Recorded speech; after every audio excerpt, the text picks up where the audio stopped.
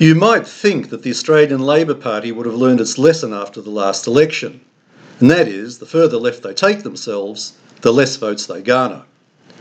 We have seen this happen around the world time and again, where countries who offer up far-left candidates in their traditional centre-left party all fail miserably. Look at Corbyn in the UK, Bill Shorten here last time, while in Israel the Labor Party is almost non-existent. Most Australians who lean left do not want the policies of the far left, but the Labor Party here currently insists on trying to out-left the Greens. I am referring, of course, to the announcement that if Anthony Albanese wins the next election and becomes Prime Minister, the Labor Party will recognise Palestine as a state. This has been brewing for years, and despite the assurances of ex-MP Michael Danby, Labor has been clearly drifting away from support of Israel and embracing Palestine, whatever that means. And this then raises questions for the Labor Party. Questions such as, do you really have no problem with the Palestinian Authority's Pay for Slay program, where convicted terrorists are paid a stipend?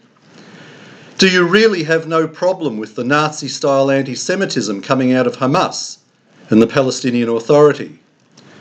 And what about the incitement of kindergarten children to become martyrs by killing Jews, and honour killings of women, and the throwing of gays off rooftops? It just beggars belief.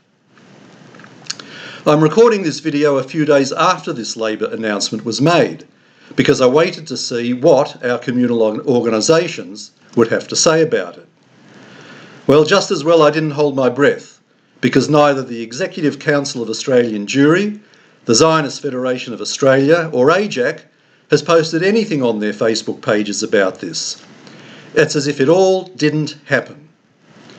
AJAC's Colin Rubinstein was interviewed by Chris Kenny on Sky News Australia about it, but all he could do was bleat about the two-state solution, so much so that even Kenny could be seen shaking his head. And herein lies the rub. Our main communal organisations are so wedded to the two-state solution that they can't conceive of any other formula for peace.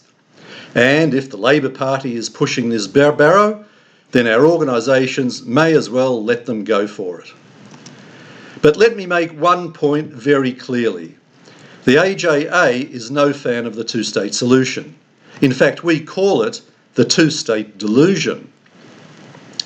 This formula has been around for over 100 years and has proven to be a dismal failure every time it has been attempted. Not because of the Israelis, mind you, but because of the Palestinian Arabs, whose only aim is to replace Israel with another Arab state, rather than live alongside Israel peacefully as the Jewish state. And as the saying goes, those who ignore history are doomed to repeat it. So the plan is to again raise this Palestine issue at the upcoming Labor conference, and it will be interesting to see how the moderates in Labor try to wriggle out of this one. If it eventuates, this is also going to be a real test for traditional Jewish Labor voters in this country. They will either have to face the truth that Labor has abandoned Israel and look to vote elsewhere, or, as I suspect, they will rationalise the whole situation because it is easier to ignore the facts and delude themselves that it isn't all that bad. Senator Penny Wong is one of the less radical Labor politicians, but her repeated comments that the Labor Party was also a strong supporter of Israel have been sounding very hollow for a long time now. It really is crunch time for the Labor Party and their supporters. If they are smart, they will stop this drift to the far left.